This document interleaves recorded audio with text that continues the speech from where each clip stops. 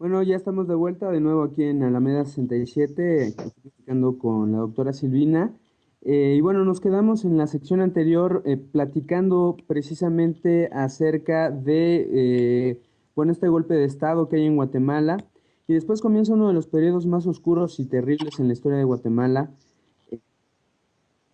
Lo que me gustaría preguntarle, doctora, es que es en este periodo precisamente donde se llevan a cabo eh, tácticas contra insurgentes de combate contra los sectores que están opuestos a la dictadura, a una serie de dictadores militares, particularmente el periodo de Efraín Ríos Montt es uno de los más sangrientos, bueno, donde se crean las patrullas de autodefensa civil, donde se dan diferentes matanzas.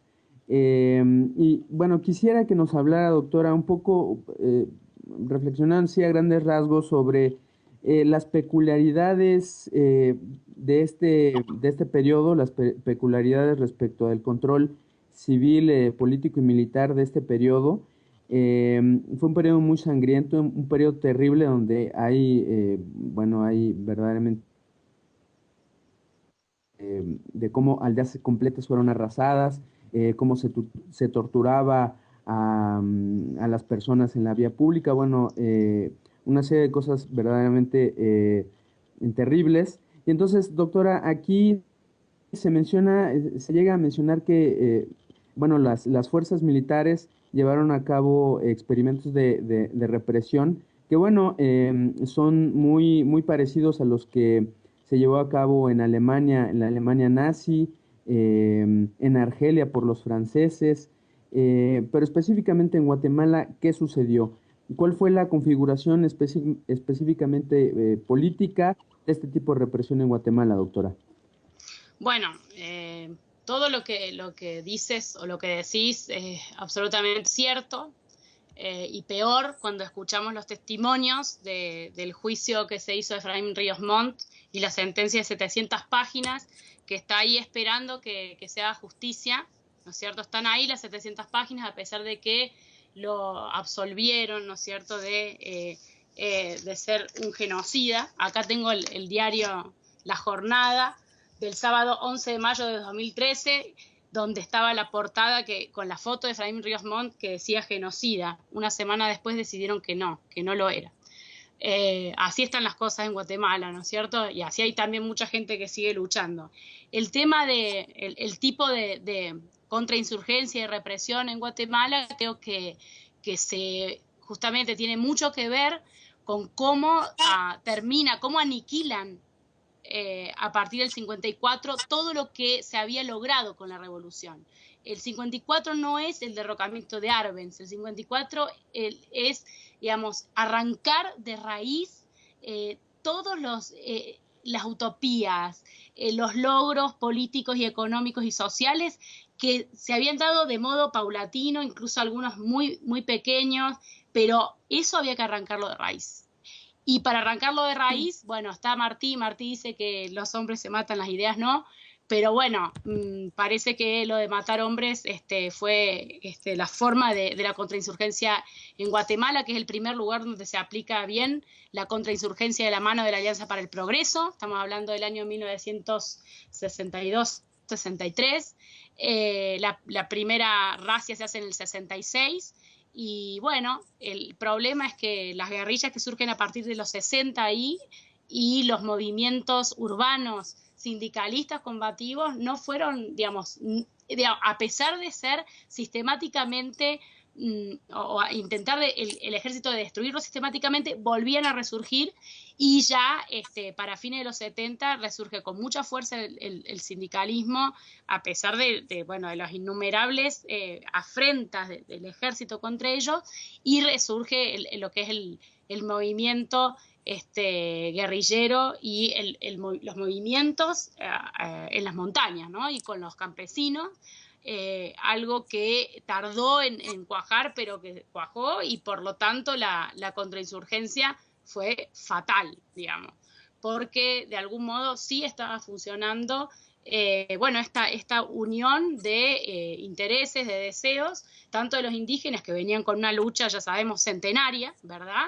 por la devolución de sus tierras y el respeto de su cultura y sus costumbres, y toda la izquierda, incluso izquierda eclesiástica, estamos hablando, que exige justicia, ¿no es cierto? Exige justicia, o por lo menos volver a esa Guatemala del 44, si se quiere. Bueno, la contrainsurgencia fue fatal, inesperadamente fatal, feroz, en el contexto, por supuesto, del triunfo del sandinismo también, y en el contexto de Estados Unidos perdiendo en Vietnam. Hay que acordarse de eso, lo que aplican mucho las Fuerzas Armadas, los caiviles, que son las tropas de élite guatemaltecas, una de las más sanguinarias sin duda. La primera escuela de fuerzas de operaciones especiales de América Latina es la guatemalteca de principios de los 70, y una de las técnicas de los caiviles fue, por supuesto, esto de el napalm, la tierra arrasada, cosas verdaderamente inhumanas y fuera incluso de la imaginación de cualquiera. Yo los invito a los que están escuchando a que traten de conseguir, yo creo que tienen que estar online alguna parte de las declaraciones de la sentencia o en el juicio de Ríos Montt, y si no, hay varios libros, después yo puedo mandar las páginas web para que vean esas declaraciones si es que no las encuentran, sobre todo de las mujeres. El tema hubo un especial sadismo, especial violencia en contra de las mujeres, algo realmente truculento, el tema de las violaciones, el tema, por supuesto, de hacer las fosas comunes y enterrar a los niños vivos, bueno, cosas que no, es muy difícil de seguir enumerando, pero quiero rescatar y señalar y resaltar muy fuertemente que hay gente que en Guatemala sigue luchando, no solamente porque no se olvide esto, sino por hacer a partir de esto una Guatemala mejor, digamos. Y es todos los días. Está la gente de Hijos Guatemala, la gente de los distintos organismos de derechos humanos, incluso muchas ONG, que no bajan los brazos ante la permanente intervención extranjera en muchas cuestiones, ante la impunidad total de la élite local, y consideremos que el presidente actual de Guatemala es un ex caibil, nada más y nada menos, está implicado en los procesos de tierra arrasada de principios de los 80 y después trabajó para la inteligencia estadounidense aparentemente en los años 90, o sea que el panorama es complicado. Sí, claro, es la eliminación, el exterminio de la oposición a este tipo de gobiernos. Vamos a ir a una pregunta de Tania, después a una pregunta de César y al final daremos un minuto para preguntas del público. Tania. Bueno, quería regresar un poco sobre la cuestión de la Operación Éxito, de la participación de la CIA, la Operación PB Fortune, que fueron como las más importantes, estas dos operaciones en las que la CIA pues tuvo un nivel de involucramiento que raya incluso en lo ridículo. Me gustaría leer un fragmento de uno de los documentos preparados por la CIA en 1995. ¿En qué consistía el programa aplicado en Guatemala? Bueno, decía, incluía el envío de tarjetas de luto a los líderes comunistas. Estas tarjetas de luto lamentaban la inminente purga y ejecución de diversos comunistas alrededor del mundo y daban a entender la ruina inminente del destinatario. La guerra de nervios contra individuos, como se le llamaba, también incluía el envío de ataúdes de madera, sogas de verdugo y bombas falsas a individuos determinados. En otro fragmento que maneja, fue escrito por Seltzer, por Gregorio Seltzer, uno, digamos, de los más importantes latinoamericanistas, señalaba, el complot incluía lanzar muñecos con paracaídas en el campo para convencer a los campesinos de que el ejército de Castillo Armas era más grande, y no nada más una banda abigarrada de mercenarios y exiliados descontentos como era en realidad.